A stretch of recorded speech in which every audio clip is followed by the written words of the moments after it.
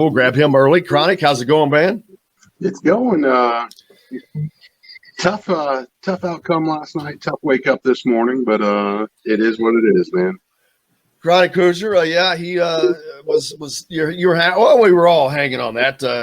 Even as a reporter, I was really hoping to see Indiana for a couple of reasons, especially we talked about the international contingent beforehand, but just another great run by the Indiana program, and to see them put themselves in that position. Like to have seen Spencer Glass on the field for them, but it is what it is, and they're still the second best team in the country, and it's a hell of a run. Yeah, I mean, it was another outstanding season from the men's team.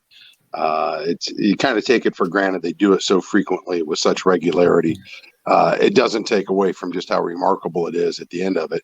But at the end of the day, this ain't horseshoes, it ain't hand grenades. Close doesn't really count, at least not by IU soccer's metrics. So unfortunate, real similar outcome to what we saw in 2017 in the finals against Stanford. This one, it was probably more similar to me than the semifinal game. It felt like Indiana was playing on their heels for most of the game, just sustained unbelievable amount of attack, unbelievable amount of pressure. But they were able to create their chances, and unlike on the semifinal, they just couldn't capitalize on them. And at the end of the day, that's the cruelty of the game. You ultimately have to get the ball in net. And once again, in a golden goal finish, it was the other team that was able to finish the job. So, tip your cap to Marshall. They were fun to watch. They were wide open. It did kind of have a taste of a junior pro team. A lot of international flavor. I was just looking at the roster earlier. There are a lot of birth dates that are conspicuously absent from their team website.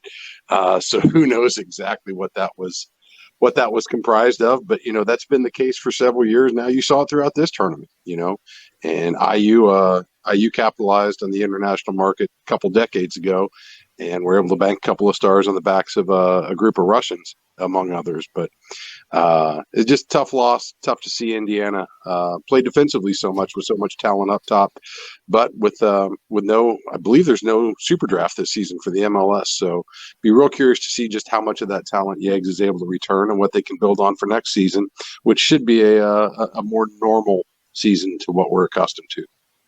Yeah, one of the things we talked about, though, was having the split season, Chronic, the fall-spring, and I hope that becomes a permanent thing for the sport of soccer.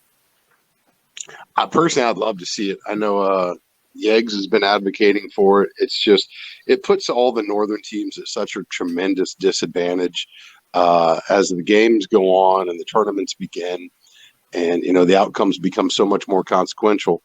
You're dealing with some really poor weather conditions, and we just kind of got used to it over the years watching IU soccer since the early 80s.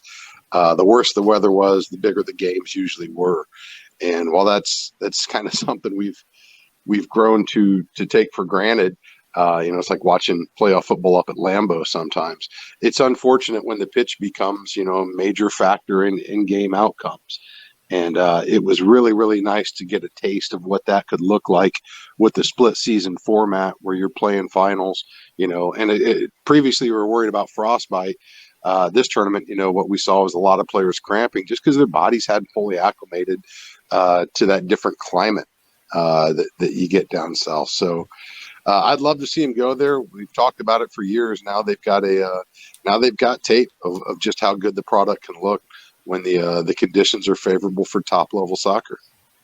Yeah, and one thing, maybe they should have split the men's and women's games last night to give them more of their own spotlight. But maybe that worked out better having them both on. But the men's game went way late, so I'm not sure how many people stuck around for that. Of course, if you were an IU or a Marshall fan, you did. But I think they did a disservice, man. That game went well into like midnight. So, but part of that was because the ladies went to PKs, which, man, that was a fantastic game. Looked like Florida State had that one, and boy, Santa Clara scored was late, and then just absolutely destroyed Florida State on PKs. Yeah, that was a wild game in and of itself, and I can appreciate what the NCAA was trying to do. They caught a lot of blowback for the disparity of treatment First thing I said, yep. in the women's basketball tournament. So putting everybody on equal footing, giving them equal airtime on ESPN2, same field and facilities.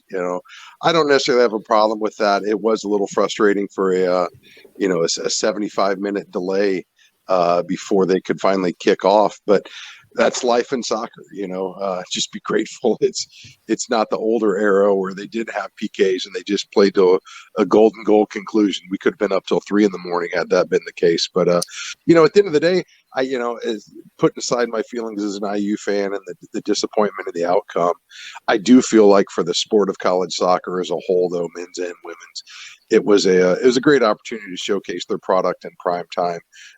Two really fun matches to watch, two exciting finishes.